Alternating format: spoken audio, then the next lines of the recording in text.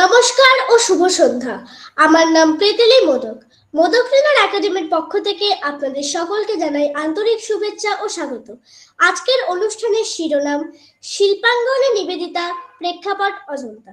বিষয়টি যেমন ঐতিহাসিক ও সাংস্কৃতিক দিক থেকে অত্যন্ত গুরুত্বপূর্ণ, তেমনি ভারতীয় শিল্প সংস্কৃতি এবং দর্শনের ক্ষেত্রে এর বিশেষ গুরুত্ব রয়েছে। বিষয়টি আমাদের সামনে উপস্থাপন করবেন এক বিশিষ্ট শিক্ষাবিদ ও গবেষক ডক্টর দেবস্মিতি জানা। তিনি মুরালিধর গার্লস কলেজে সংস্কৃত বিভাগের সঙ্গে যুক্ত রয়েছেন। যাদবপুর ইউনিভার্সিটি থেকে 2003 সালে বেস্ট অলরাউন্ড গ্র্যাজুয়েট হিসাবে গোল্ড মেডেল অর্জন করেছিলেন এবং পিএইচডি ডিগ্রি 2017 সালে সম্পন্ন করেছেন। এবং তিনি কবি কুলগুরু কালিদাস সংস্কৃত ইউনিভার্সিটি থেকে PG diploma in appreciation of Indian art বিষয়ে প্রথম শ্রেণীতে প্রথম স্থান অর্জন করেন। যাদবপুর ইউনিভার্সিটির অধীনে UGC Centre for Advance Studies বিভাগে critical study of some inscription in Sanskrit and Prakrit বিষয়ে ইউজিসি প্রজেক্ট ফেলো রূপে গবেষণার কাজে যুক্ত ছিলেন। বর্তমানে তিনি Ramakrishna Mission Institute of Culture গোলপার্কে Centre for Indological Studies and Research বিভাগে প্রাচীন ভারতীয় শিল্পকলা ভগিনী নিবেদিতা বিষয়ক পোস্ট ডক্টরাল রিসার্চ এর কাজে যুক্ত আছে। এছাড়া বিভিন্ন পত্রিকায় তার লেখা প্রকাশিত হয়েছে। ইন্ডিয়ান মিনিস্ট্রি অফ কালচার এবং department of information and cultural affairs আয়োজিত এসে কম্পিটিশনে একাধিকবার পুরস্কৃত হয়েছে। এখন আমরা আন্তরিকভাবে স্বাগত জানাই আমাদের আজকের সম্মানিত বক্ত্রী ডক্টর দেবস্মিতি জানাকে এবং তার মূল্যবান বক্তব্য শোনার জন্য অধীর আগ্রহে অপেক্ষা করছি। ধন্যবাদ।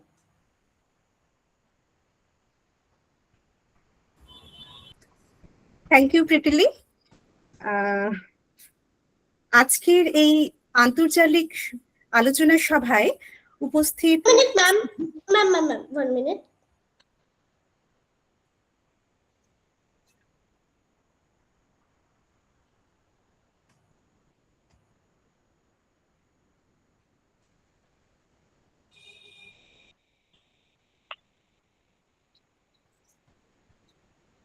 Start, ma'am. শুভ সন্ধ্যা। আজকের এই আন্তর্জাতিক আলোচনা সভায় উপস্থিত শ্রদ্ধেয় সুধীবৃন্দকে আমার আন্তরিক শুভেচ্ছা জানাই। শুভেচ্ছা এবং কৃতজ্ঞতা জানাই মোদক ট্রেনার একাডেমিকে, যারা আমাকে এই সুযোগটি দিয়েছেন এখানে বক্তব্য রাখার জন্য। আজ আমার আলোচনার বিষয় শিল্পাঙ্গনে নিবেদিতা, প্রেক্ষাপট অজন্তা। একটু বলে নেই আমি কেন এই বিষয় নির্বাচন করেছি। প্রথমত এটি আমার পোস্ট ডক্টরাল রিসার্চ ওয়ার্কের একটি টপিক, এবং এটি নয়, একটু টপিকের একটি অংশ।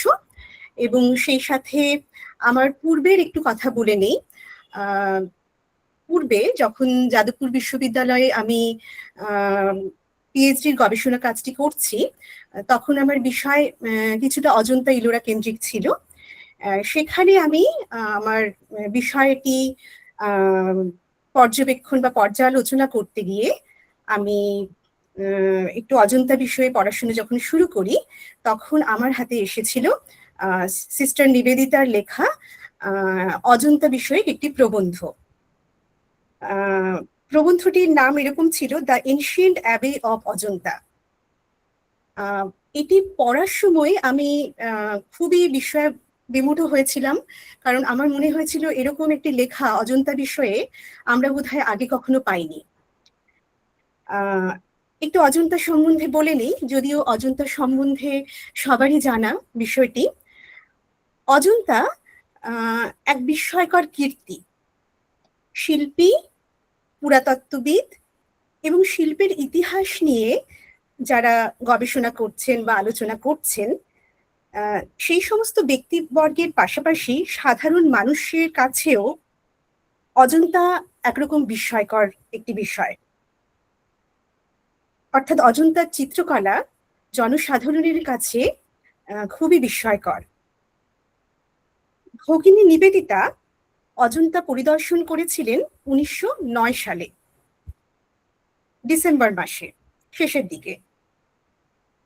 এবং তিনি যখন এটি পরিদর্শন করেন তার পরে পরেই তিনি মডার্ন রিভিউ পত্রিকাতে, যেটি শ্রদ্ধেয় রামানন্দ চট্টোপাধ্যায় সম্পাদিত, সেই মডার্ন রিভিউ পত্রিকাতে একটি নাতি দীর্ঘ প্রবন্ধ লেখেন এই অজন্তা বিষয়ে। সেই প্রবন্ধটি যখন তিনি লিখেছিলেন তখন সেই প্রবন্ধের মধ্যে মিশেছিল অজন্তা বিষয়ে তার মুগ্ধতা, এবং তার সাথে তার বিশ্লেষণী মন সেখানে প্রবন্ধের মধ্যে অনেকটাই সংযোগ স্থাপন করেছিল। সেটি পরবর্তীকালে আমাদের হাতে আসে এবং তার বাংলা অনুবাদও হয়েছে।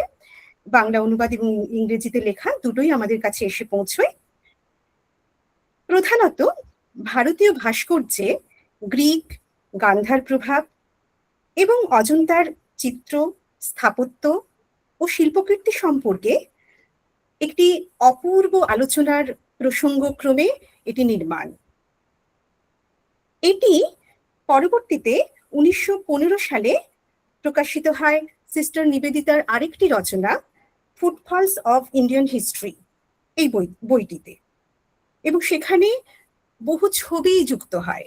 প্রথম পর্বে আমরা ছবি পাই না সেভাবে, কিন্তু পরবর্তীকালে যখন ইন্ডিয়ান ফুটফলস অফ হিস্ট্রি, সেখানে ইন্ডিয়ান হিস্ট্রি, সেখানে আমরা বহু ছবি সংযোজিত হতে দেখি।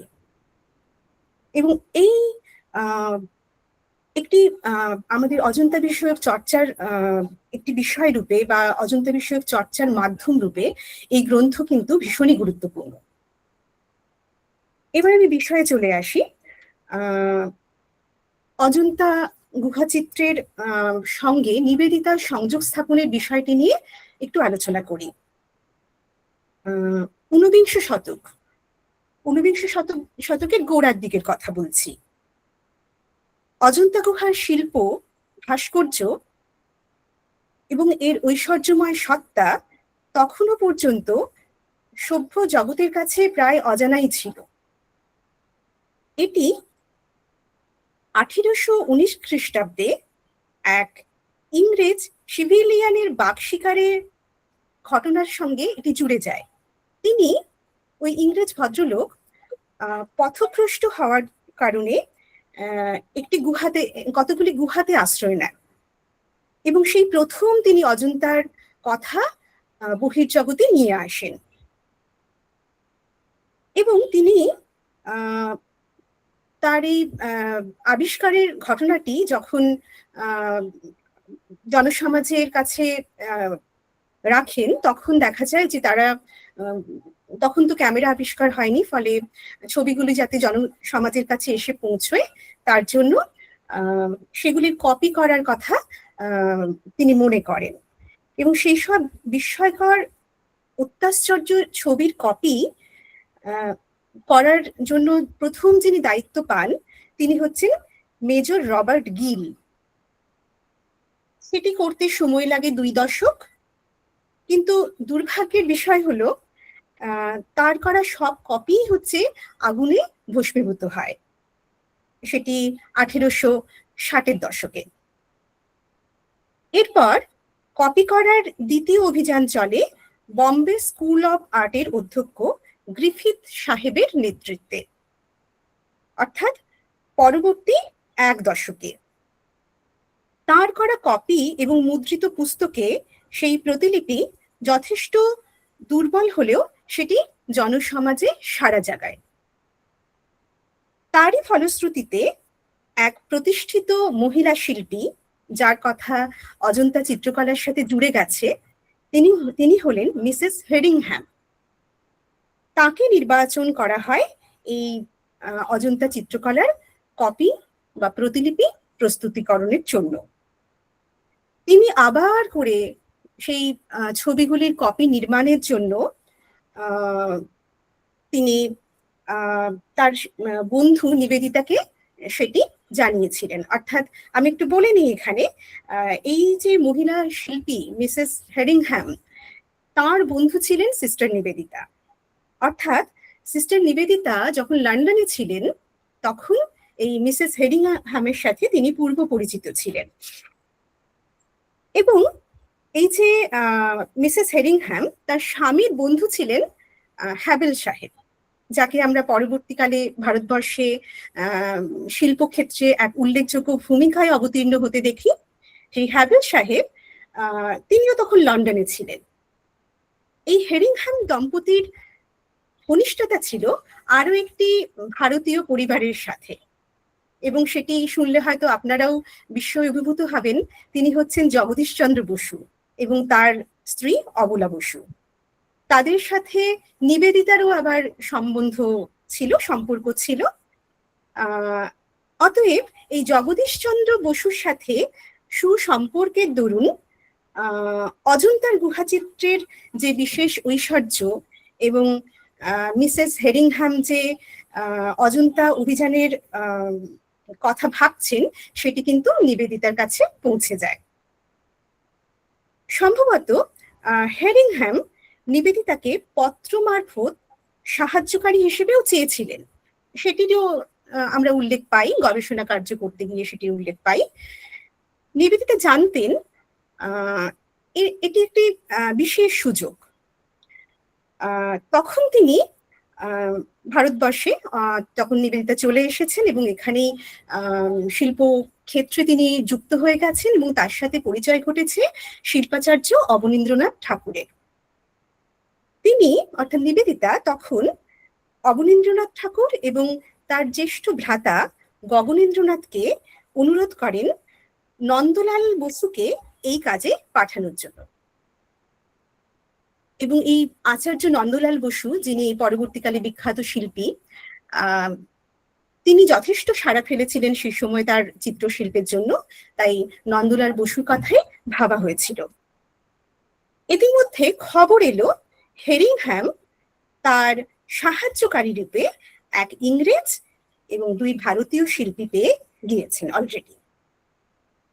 তাই কলকাতার ছাত্রশিল্পীর তার প্রয়োজন নেই। কিন্তু নিবেদিতা তো ছেড়ে দেওয়ার পাত্রী নন, তার ছিল অদম্য জেদ, তিনিও ছাড়লেন না।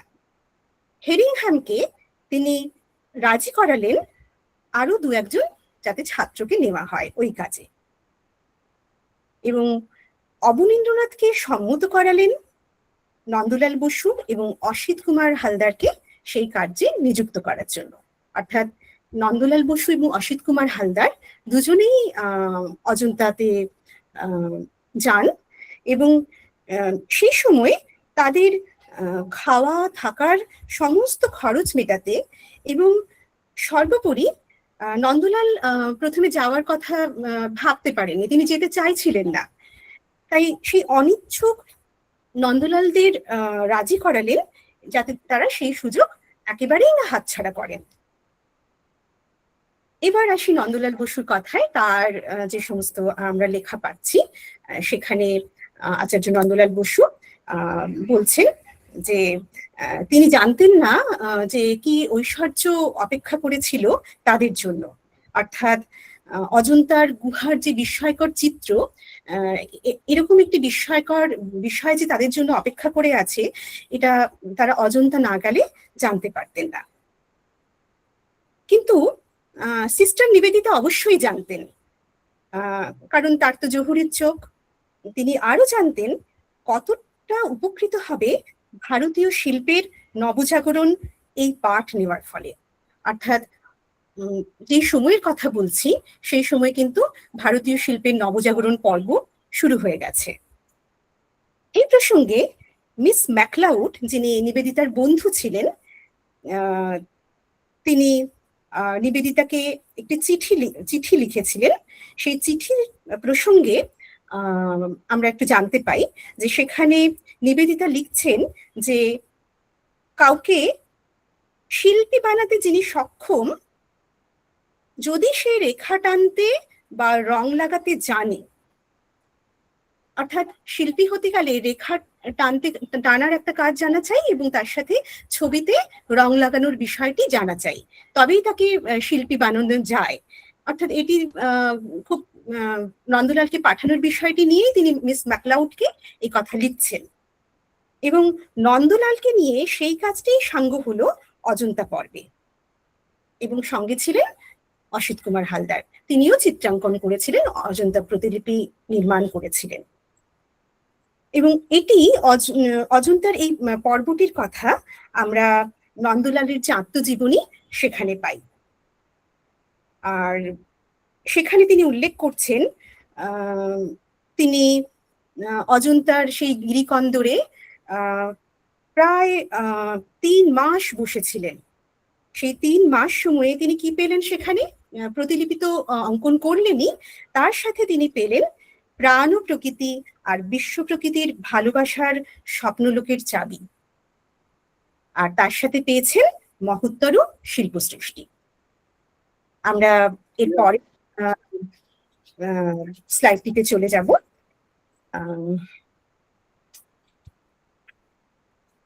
এখানে আমি ভগিনী নিবেদিতার কথা বলছি। তিনি, তার স্বপ্নই ছিল শিল্প জাগরণ। তিনি নিজেই বলছেন শিল্প জাগরণ আবার জীবন স্বপ্ন। অর্থাৎ ভারতবর্ষে এসে তিনি বহু কাজের সাথে সংযুক্ত হয়েছিলেন। তার মধ্যে অন্যতম প্রধান বিষয় ছিল ভারতীয় শিল্পের নবজাগরণ, পুনর্জাগরণ। নবজাগরণ কথা না বলে আমি বলবো পুনর্জাগরণ। অর্থাৎ ভারতবর্ষের শিল্পক্ষেত্রে যে অতীত ঐতিহ্যের বিকাশ ঘটেছিল পূর্বেই, সেটি কিছু অংশ জুড়ে নানান রকম প্রতিকূলতার মধ্যে আমরা সেই ঐতিহ্য আর অনুসরণ করতে পারিনি। অর্থাৎ ভারতীয় শিল্পীরা সেই ঐতিহ্যের বার্তা পৌঁছে দিতে পারেননি। যখন নিবেদিতা এই শিল্প জাগরণের সাথে যুক্ত হচ্ছেন, তখন তিনি আবার করে ওই বিস্মৃত হয়ে যাওয়া ঐতিহ্যকে ফিরিয়ে আনার চেষ্টায় ব্যাপৃত হলেন। নিবেদিতা 1909 সালের ডিসেম্বর মাসে যে অজন্তায় গিয়েছিলেন সেটা আমরা ইতিমধ্যেই জেনেছি। এরপরে তিনি যে সেখানে ঘুরে আসার পরে এনশিয়েন্ট অ্যাবে অব অজন্তা এই শিরোনামে যে প্রবন্ধ রচনা করেছেন সেটিও আমরা জেনেছি। এবং নিবেদিতা যখন অজন্তাতে গিয়েছিলেন তখন অজন্তার গুহার সংখ্যা, অর্থাৎ এটা তো আবিষ্কৃত হচ্ছে, সেই পুনরাবিষ্কারের ঘটনাটি যখন ঘটছে তখন 29টি গুহার সন্ধান আমরা পেয়েছিলাম। অর্থাৎ আমরা জানতে পারি তার লেখা থেকে, তার প্রবন্ধ থেকে। কিন্তু পরবর্তীকালে সেখানে আমরা 30টি গুহারও সন্ধান পেয়ে থাকি। এখানে ছবিতে আমরা অজন্তা গুহার একটি একটা গেটের কথা দেখছি ছবিতে। সেটি নিবেদিতার সেই সময়কার সংগ্রহ করা ছবি, তাই এটি ব্ল্যাক এন্ড হোয়াইটে পাওয়া যাচ্ছে। পাশে এখানে নিবেদিতাকে আমরা পাচ্ছি, তিনি অত্যন্ত মনোযোগের সাথে অধ্যয়ন করছেন। পরবর্তী স্লাইডে চলে যাই। এখানে পাচ্ছি এই ছবিতে অন্যান্যদের সাথে রয়েছেন স্বামী বিবেকানন্দ, সঙ্গে সিস্টার নিবেদিতা, তারা দণ্ডায়মান। এখানে কোনো একটি পরিভ্রমণকালে তাদের এই তোলা ছবি। আর এখানে একটু স্বামীজির কথা বলি। স্বামী বিবেকানন্দের স্বপ্নই ছিল নতুন ভারত গঠন। অর্থাৎ স্বামীজির যে স্বপ্ন, সেই স্বপ্নকে বাস্তবায়িত করার জন্যই নিবেদিতা ভারতবর্ষে এসেছিলেন। এবং যখন নিবেদিতার সাথে স্বামীজির প্রথম পরিচয় হয়, সেটি ওই শিকাগো বক্তৃতার সময়কালে। তখন তার পরবর্তীকালে নিবেদিতাকে স্বামীজি চিঠিতে লিখছেন যে তোমার মধ্যে একটা জগৎ আলোড়নকারী শক্তি রয়েছে। অর্থাৎ নিবেদিতাকে যে তিনি প্রত্যক্ষভাবে সত্য দৃষ্টি দিয়ে চিনেছিলেন, এটা বোধহয় স্বামীজির পক্ষে সম্ভব।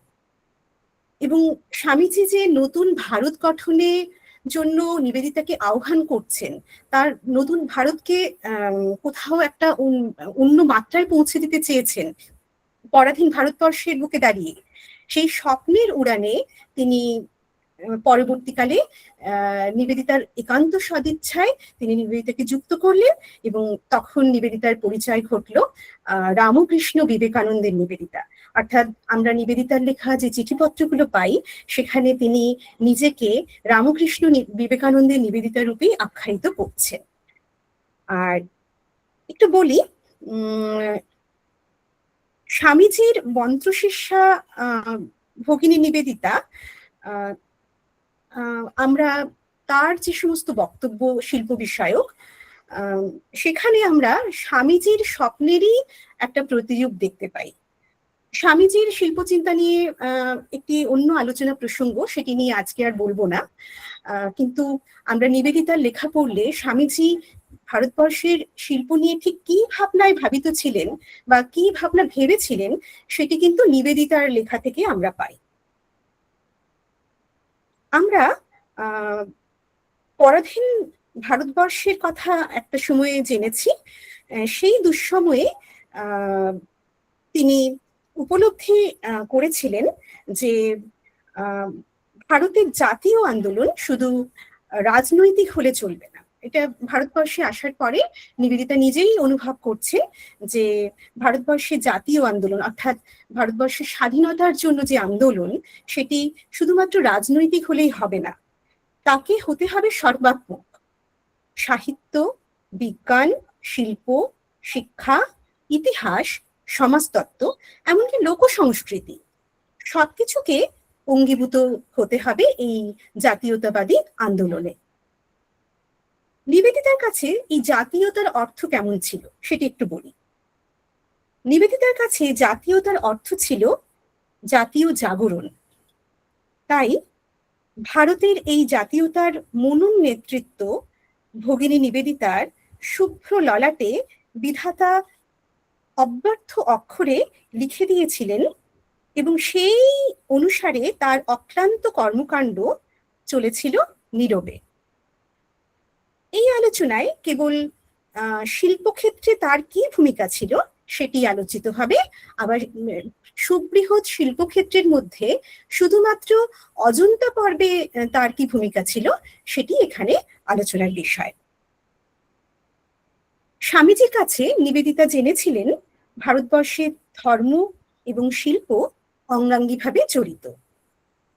তিনি বৌদ্ধ যুগের বিভিন্ন শিল্প নিদর্শন এবং বৌদ্ধ ধর্মের বিভিন্ন বিষয় নিয়ে নির্মিত ভাস্কর্যের বহু নিদর্শন সচক্ষে দেখেছিলেন, এবং সেই শিল্প নিদর্শনগুলো যখন নিবেদিতা দেখছেন, অর্থাৎ ভ্রমণ করছেন ভারতবর্ষের বিভিন্ন শিল্পস্থলে যেখানে শিল্প নিদর্শন রয়েছে, তখন তিনি কখনো কখনো স্বামীজির সঙ্গে সেই জায়গাগুলো পরিদর্শন করছেন। ফলে একমাত্র তার ক্ষেত্রেই সম্ভব ছিল স্বামীজি শিল্প নিয়ে কি ভাবছেন, কি বলছেন সেটি শোনার এবং অনুভব করার।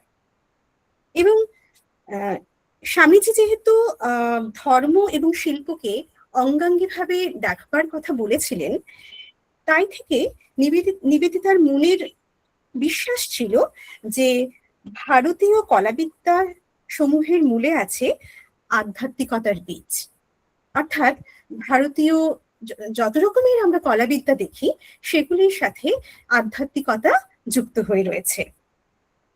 এবং নিবেদিতাকে বরাবরই শিল্পের কলা কৌশলের থেকে শিল্পের ভাব বেশি তৃপ্ত করত।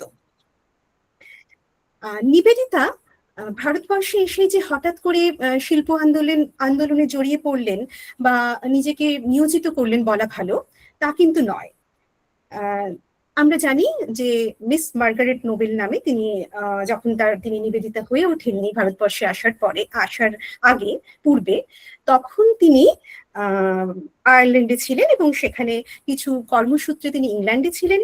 তখন তিনি আইরিশ জাতীয়তাবাদী হিসেবে আয়ারল্যান্ডের শিল্পের পুনরুজ্জীবন চেয়েছিলেন, এবং তাহলে বোঝাই যাচ্ছে যে তিনি শিল্পের সাথে ওখানেও ওতপ্রোতভাবে জড়িয়েছিলেন। এবং ভারতে এসে তিনি সেই কাজটি ভারতের শিল্প আন্দোলনের মাধ্যমে সেটি শুরু করলেন এবং সেই শিল্প আন্দোলনের অন্যতম কাণ্ডারি হয়ে উঠলেন। পরবর্তী স্লাইডে যাব।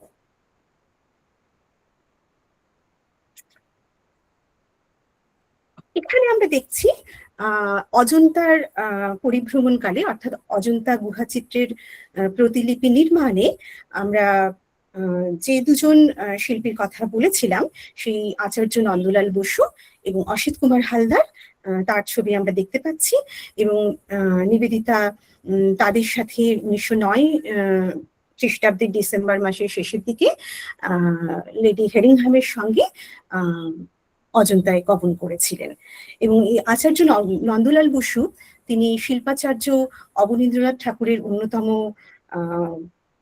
শিষ্য ছিলেন, এবং তিনি পরবর্তীতে ভারতের শিল্পক্ষেত্রে এক উল্লেখযোগ্য ভূমিকা গ্রহণ করেছিলেন। এবং অসিত কুমার বন্ধু, অসিত কুমার ছিলেন তারই বন্ধু, দুজনেই মিলেই অজন্তায় তারা গমন করেছিলেন। এই অসিত কুমার হালদার তিনি একটু সম্পর্কে বলে রাখি, তিনি ঠাকুরবাড়ির সাথে তার প্রত্যক্ষ যোগ ছিল। তিনি দেবর্ষী আমাদের দেবেন্দ্রনাথ ঠাকুর, মহর্ষি দেবেন্দ্রনাথ ঠাকুরের তিনি ছিলেন দৌহিত্রের পুত্র। পরবর্তী স্লাইডে চলে যাব। এখানে আমরা দেখতে পাচ্ছি একদিকে অজন্তার ১ নম্বর গুহায় গুহাচিত্র বোধিসত্ত্ব পদ্মপাণি, আর আমরা একদমই পাশাপাশি দেখতে পাচ্ছি নন্দলাল বসুর শিল্পকর্ম, অর্থাৎ তিনি এই বোধিসত্ত্ব পদ্মপাণির অজন্তার গুহাচিত্রের আদলে তিনি শিল্পকর্ম করেছেন। সেটি এই প্রায় একই রকমই বলা যেতে পারে বোধিসত্ত্ব পদ্মপাণির চিত্র। আর এখানে আমরা একটু বোধিসত্ত্ব পদ্মপাণি নিয়ে বলবো। বোধিসত্ত্ব পদ্মপাণি একটি বৌদ্ধ যুগের অন্যতম শিল্প নিদর্শন, অজন্তা গুহা চিত্রগুলির মধ্যে অন্যতম গুহা চিত্র। এবং এই গুহা চিত্রের মধ্যে আমরা এই ছবি যদি বিস্তৃতভাবে দেখি তাহলে তখন দেখবো যে এর আশেপাশে বহু ছবি সংযুক্ত হয়ে রয়েছে, কিন্তু নন্দলাল বসুর শিল্পকর্মে আমরা কেবলমাত্র বোধিসত্ত্ব পদ্মপাণির এই চিত্রটি দেখতে পাই, পাশাপাশি চিত্রগুলোকে সেভাবে পাই না।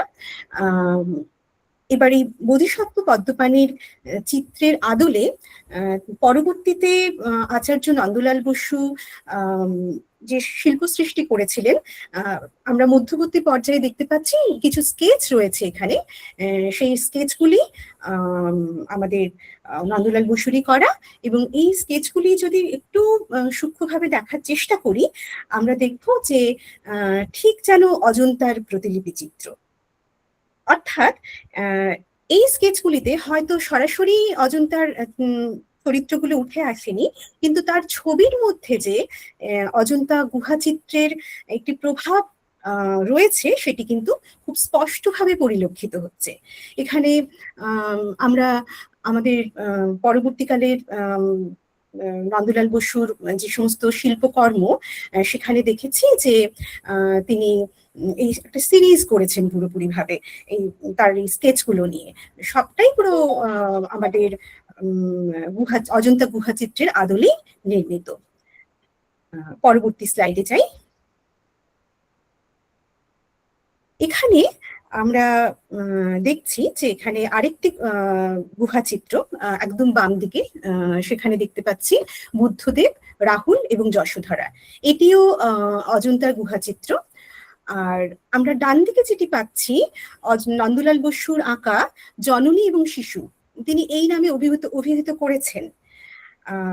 কিন্তু আমরা পাশাপাশি দুটি ছবি রেখে যদি একটু বিচার করি সেক্ষেত্রে দেখবো যে এই ছবিতে যে আমরা রাহুল এবং যশোধরা যেখানে দাঁড়িয়ে আছেন তাদের চরিত্রগুলো যদি একটু দেখি, অর্থাৎ তাদের ড্রয়িং যদি দেখি, তার প্রভাব কিন্তু পরবর্তীতে নন্দলাল বসু যখন এই জননী এবং শিশু এই শিরোনামে এই ছবি এঁকেছেন তখন কিন্তু তার প্রভাব অত্যন্ত সুস্পষ্টভাবে ধরা দিয়েছে।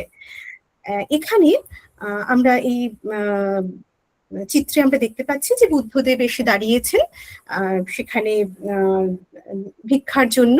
প্রথম তিনি তার যে পরিব্রাজকের যে ভূমিকায় যখন তিনি অবতীর্ণ, তিনি তখন যশোধরা এবং রাহুলের কাছে প্রথম দেখা করতে এসেছেন, কিন্তু পরবর্তীতে নন্দলাল বসু বুদ্ধদেবকে এখানে রাখেননি, কিন্তু এই যশোধরার পরিবর্তে জননী এবং তার রাহুলের পরিবর্তে শিশু নাম দিয়ে এই চিত্রটি অঙ্কন করেছেন।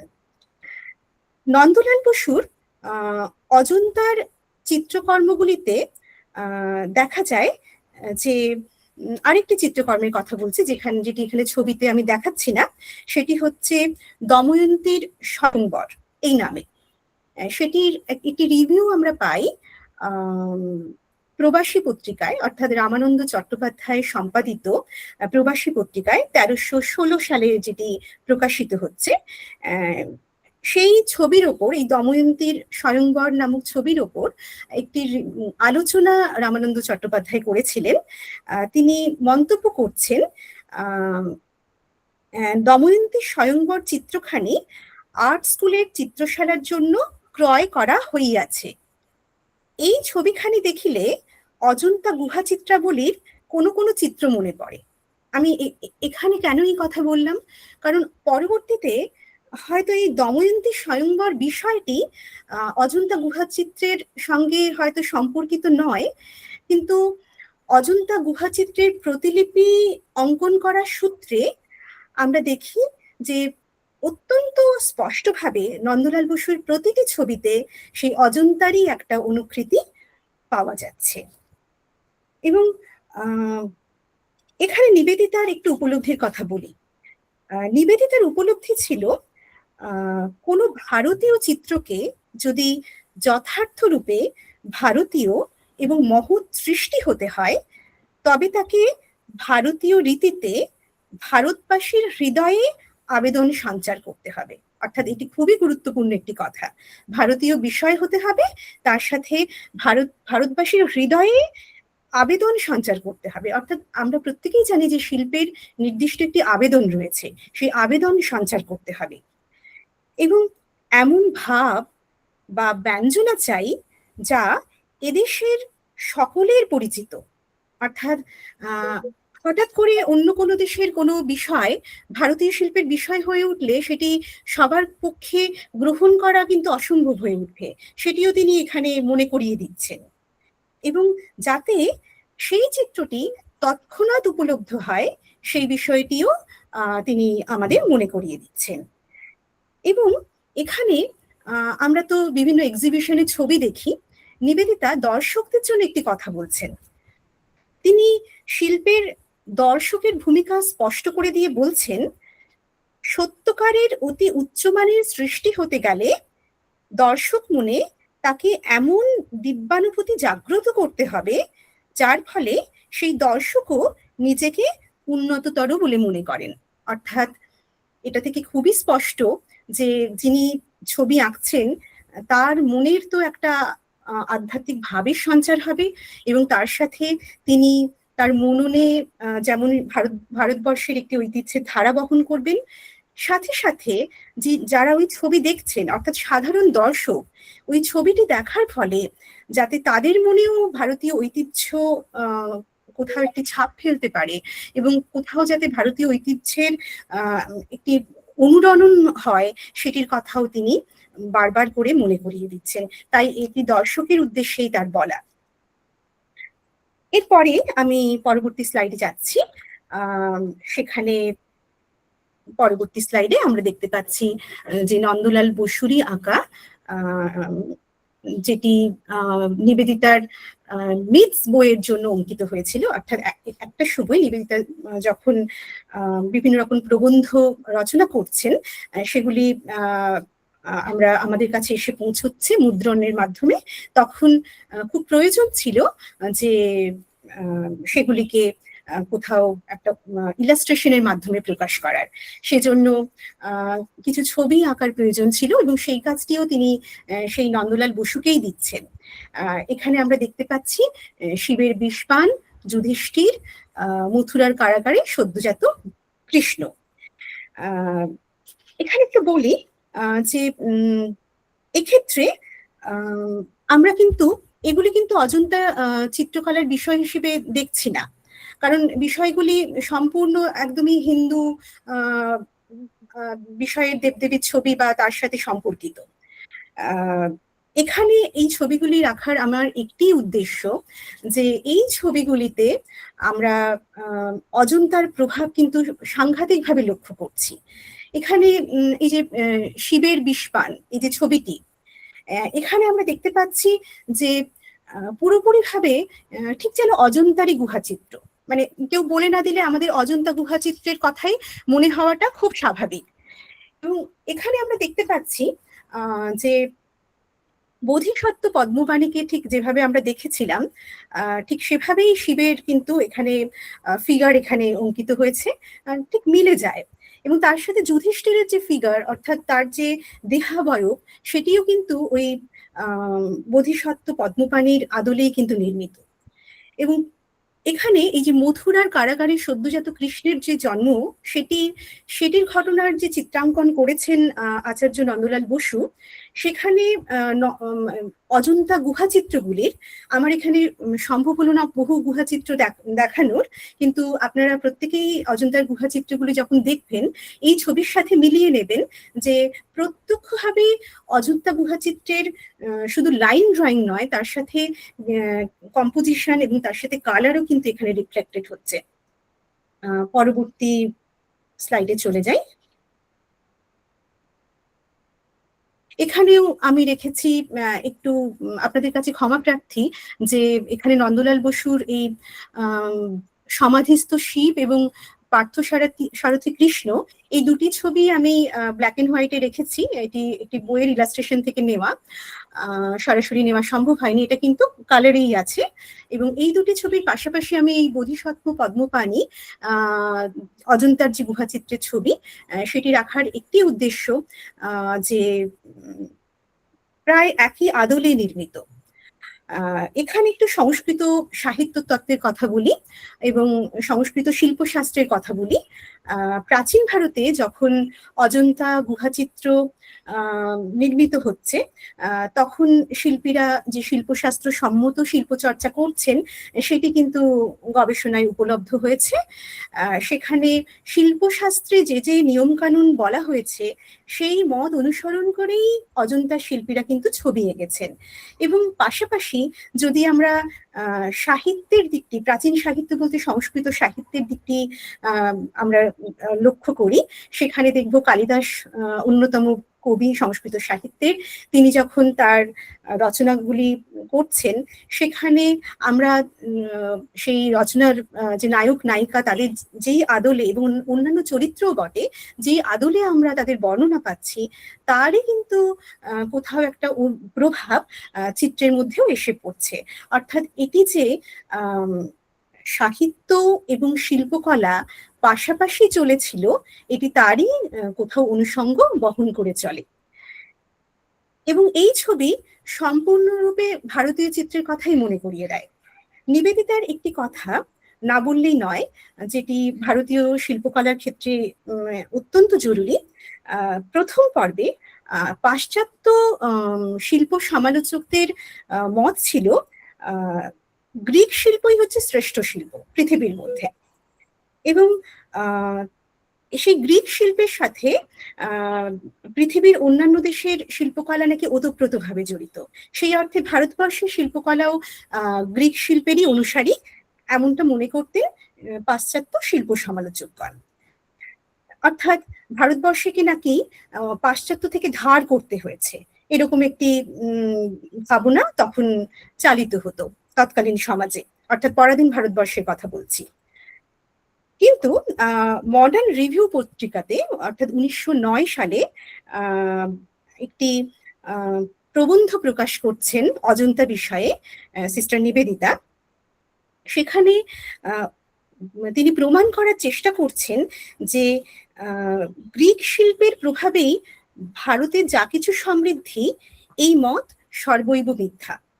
অর্থাৎ তিনি অত্যন্ত জোরের সাথে সরাসরিভাবে প্রকাশ করছেন যে যে মতটি তখন প্রচলিত ছিল, অর্থাৎ গ্রিক শিল্পকলাকেই প্রাধান্য দেওয়ার কথা ঘোষণা করা হয়েছিল, সেটি সর্বৈব মিথ্যা।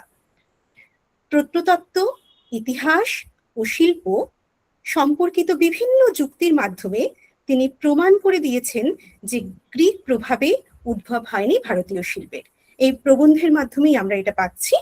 তবে পরবর্তীকালে আমরা ভারতীয় শিল্পের ইতিহাস যদি অনুসন্ধান করি, আমরা বহু যুগের শিল্প ভাস্কর্যে যে বিদেশি প্রভাব যে পরিলক্ষিত হয় সেটি আমরা দেখি। কিন্তু তিনি এটিও বলছেন, তবে পরবর্তীকালে যে বিদেশি প্রভাব পড়েছিল তার ভিত্তি কিন্তু প্রথিত ছিল ভারতবর্ষের শিল্পকলারই মধ্যে।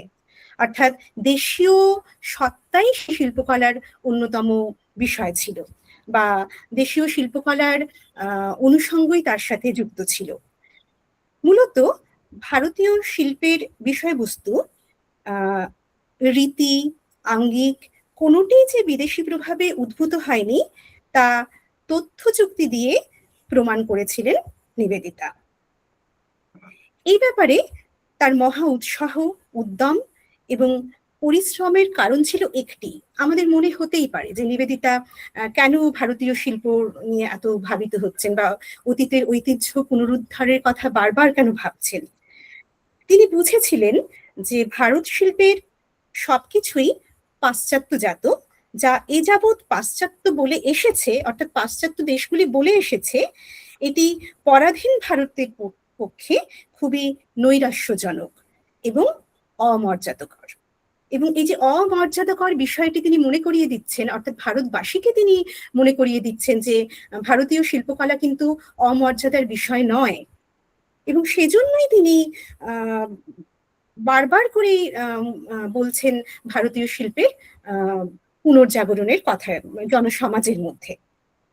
এ বিষয়ে আরেকজন মানুষের কথা না বললেই নয়, তিনি হচ্ছেন হ্যাভেল সাহেব।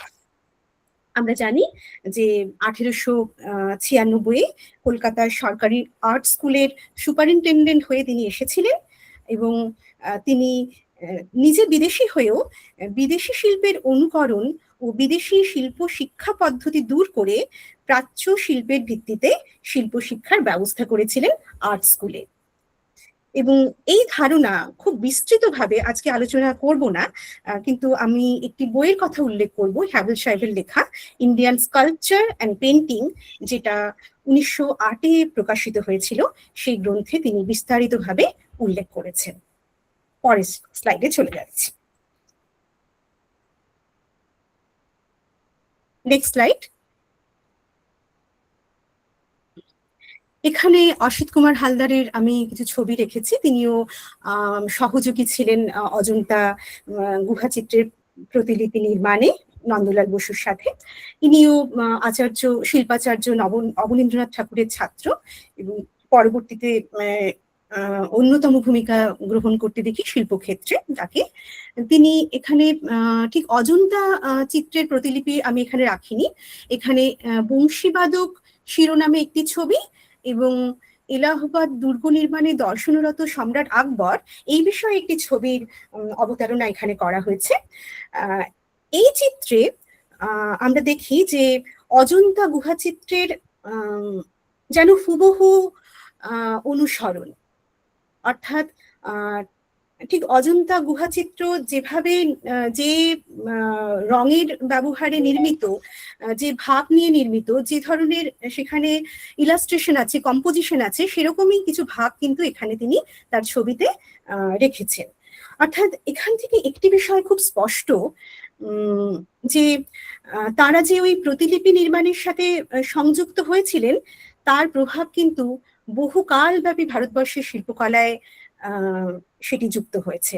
এবং শুধু অবনীন্দ্রনাথ ঠাকুরের এই দুজন শিষ্যের কথা বললে ভুল হবে, পরবর্তীকালে অন্যান্য শিল্পীরাও এই অজন্তা গুহাচিত্রের প্রতিলিপির দ্বারা তাদের শিল্পকর্মের যে আঙ্গিক নির্মাণ এবং শিল্পের যে কলা কৌশল যে ব্যবহার করেছেন, অর্থাৎ রঙের ব্যবহার, রেখার ব্যবহার, সেটি কিন্তু অজন্তা চিত্রকলা থেকে প্রায় হুবহু কোথাও তার অনুসরণ বলা যেতে পারে। Next slide. এখানে আমরা দেখছি যে একটি খুব সুন্দর ছবি আমাদের কাছে খুবই সুন্দরভাবে এসে পৌঁছেছে। আমরা দেখতে পাচ্ছি শিল্পাচার্য অবনীন্দ্রনাথ ঠাকুর এবং সরকারি আর্ট স্কুলের ছাত্ররা, মানে এই ছবি তোলা হয়েছিল আমাদের যে এখন আর্ট কলেজ আমরা বলি, সেই সরকারি তৎকালীন আর্ট স্কুল তার প্রাঙ্গণে। সেখানে শিল্পাচার্য অবনীন্দ্রনাথ ঠাকুর রয়েছেন, নন্দলাল বসু রয়েছেন, অসিত কুমার হালদার রয়েছেন, আরো অন্যান্য শিল্পীরা রয়েছেন। এই ছবিটি খুবই সুন্দর একটি ছবি, কারণ তৎকালীন শিল্পীদের ছবি একসাথে এরকম ভাবে এসে আমাদের কাছে খুব একটা ধরা দেয় না। এটি আমরা পেয়েছি একসাথে বহু শিষ্যকে, সঙ্গে শিল্পাচার্য অবনীন্দ্রনাথ ঠাকুর। সাথে এখানে আমরা পরবর্তী একটি রেখাচিত্র পাচ্ছি, যেটি নন্দলাল বসুরই আঁকা। সেখানে সিস্টার নিবেদিতা, নন্দলাল বসু, সুরেন্দ্রনাথ বন্দ্যোপাধ্যায়, গঙ্গোপাধ্যায় এরা সব রয়েছে। এবং সেটি একটি মজার ঘটনাও আছে, একটু বলে নিই। সেটি এই সুরেন্দ্রনাথ গঙ্গোপাধ্যায় এবং নন্দলাল বসু নিবেদিতার বাড়িতে একদিন গেছেন, কারণ তারা প্রায়ই শিল্প বিষয়ক আলোচনা নিবেদিতার সাথে করতেন। এবং সেটি নিবেদিতার বোসপাড়া লেনে যে নিবেদিতার বাড়ি এখন, যেখানে মিউজিয়াম, হয়তো সেই বাড়িটি নয়, অন্য কোনো বাড়ি, সেখানে ওই বাগবাজার লেনেই এই বাড়িতে তারা যেতেন নিবেদিতার সাথে শিল্প বিষয়ক আলোচনার জন্য। তো নিবেদিতা দেখা যাচ্ছে এখানে একটা কিছু খাটের উপর বা সোফা টাইপের কিছুর উপর বসে আছেন, অর্থাৎ একটু উঁচুতে বসে রয়েছেন, আর মাটিতে বসে রয়েছেন এই নন্দলাল বসু এবং সুরেন্দ্রনাথ গঙ্গোপাধ্যায়। এবং যখন নিবেদিতা ওনারা যখন নিবেদিতার বাড়িতে গেছেন, নিবেদিতা তখন ওনাদেরকে এই মাটিতে বসার কথা বলেছেন এবং নিজে বসেছেন একটু উঁচুতে কোন একটি স্থানে, খাটের উপর হতে পারে। তো সেটি তখন আচার্য নন্দলাল বসু এবং সুরেন্দ্রনাথ গঙ্গোপাধ্যায় তখন তারা খুবই নিজেদের একটু অপমানিত বোধ করেছেন এবং ভেবেছেন সিস্টার বোধহয় তাদের ভারতীয় হিসেবে দেখছেন এবং মাটিতে বসতে দিয়েছেন। কিন্তু তা মোটেই নয়। সিস্টার নিবেদিতা যে কোথাও অনুভব করেছিলেন যে ভারতীয় শিল্পীদের শিল্প নির্মাণ কি রকম হওয়া উচিত, কিভাবে বসে সেটি হওয়া উচিত, তারই উল্লেখ তিনি করেছেন। এবং তার একটি বিস্তৃত লেখায় সেটি বলেছেন। সেটি এখানে আলোচনার বিষয় নয়, তাই আমি বিস্তারিতভাবে বলছি না, এই ছবিটি রাখলাম। এবং এখানে আরেকটা কথা বলে নেই যে এই যে শিল্পীরা, এই যে বহু শিল্পীর আমরা এখানে ফটোগ্রাফ পাচ্ছি, সব সময়ের শিল্পীদের সঙ্গে নিবেদিতার আত্মিক যোগ ছিল। তিনি খুব খোলা মনে তাদের প্রদর্শনী সমালোচনা করতেন, তাদের ছবির সমালোচনা করতেন এবং তার সাথে অনুপ্রেরণা তো ছিলেনই, এবং শুধুমাত্র প্রেরণা দিয়েই তিনি ক্ষান্ত হননি। কি করে সেই ছবিকে আরো উন্নত করা যায় বা সেই ছবি আরো কিভাবে উন্নত হতে পারে, সবসময় অগ্রজের মতো পরামর্শ দিয়ে গেছে নিবেদিতা। অর্থাৎ নিবেদিতার ভূমিকা কিন্তু এখানে শুধু একজন শিল্প সমালোচক নয় বা একজন শিল্পী হিসেবে নয়, নিজেও নিবেদিতার বহু শিল্পকর্ম রয়েছে, আমরা পরবর্তীতে হয়তো সেটি আলোচনা করতে পারি।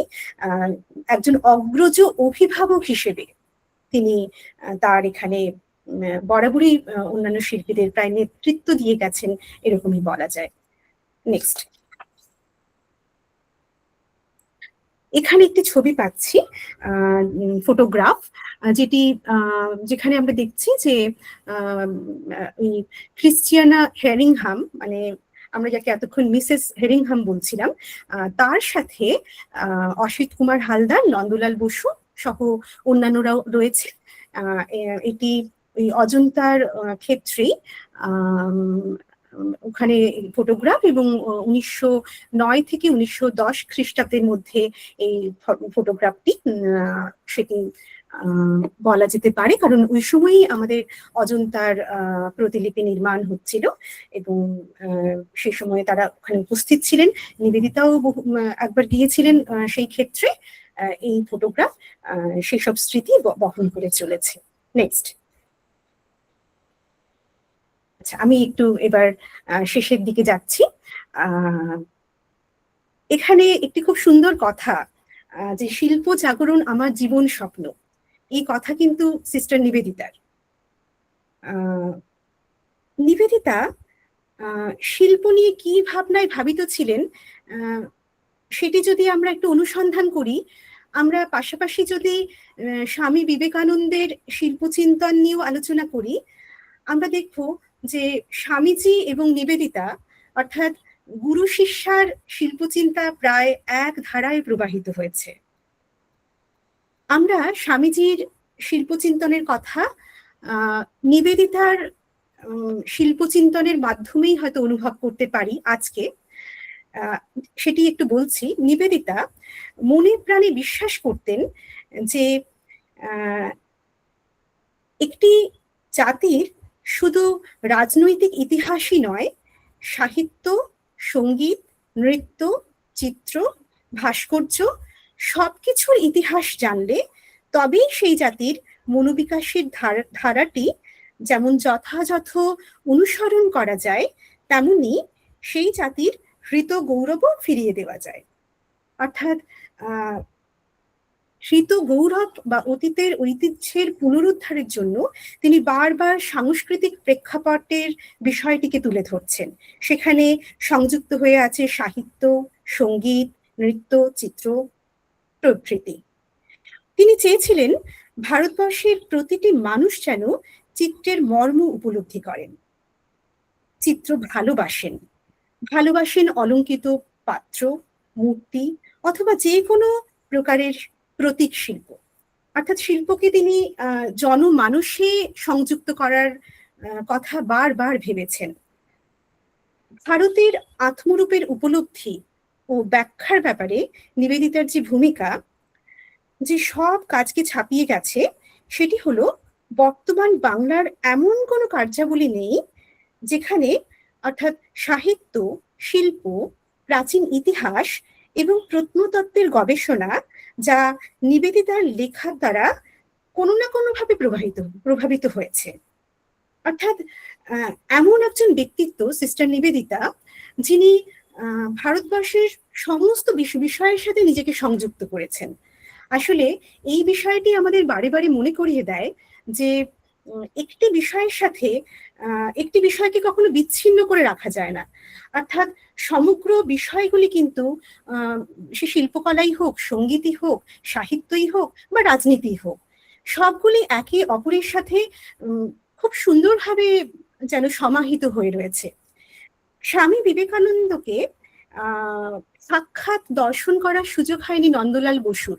তিনি তার আত্মজীবনীতে লিখছেন যে সে সুযোগ তার ছিল, কিন্তু তিনি সাক্ষাৎভাবে দর্শন করেননি। কিন্তু সিস্টার নিবেদিতার শিল্পচিন্তনের মধ্যে দিয়ে তিনি স্বামীজিকে যেন দেখতে পান বা স্বামীজির শিল্পচিন্তাকে কোথাও উপলব্ধি করতে পারেন। এবং সেই সিস্টার নিবেদিতার অনুপ্রেরণা এবং উৎসাহের মধ্য দিয়েই সর্বোপরি ভারতবর্ষের শিল্প পুনর্জাগরণের মধ্য দিয়েই পরোক্ষভাবে স্বামীজির শিল্প ভাবনা তথা শিল্প চিন্তনের পুনঃপ্রতিষ্ঠাই যেন বাস্তবায়িত হয়েছে, এ কথা নিঃসন্দেহে বলা যায়। এখানেই আমি শেষ করছি আমার আজকের আলোচনা। আর আমার যেন মনে হয়েছে যে স্বামীজির শিল্প চিন্তন খুব নিরবিচ্ছিন্নভাবে সিস্টার নিবেদিতার শিল্পচিন্তনের মাধ্যমে মানে নিরন্তরভাবে প্রবাহিত হয়ে চলেছে। আমরা বলতেই পারি সেই ধারাটি যেন এমনই, রবীন্দ্রনাথের সুরে বলতে পারি, বহে নিরন্তর অনন্ত আনন্দধারা। নমস্কার।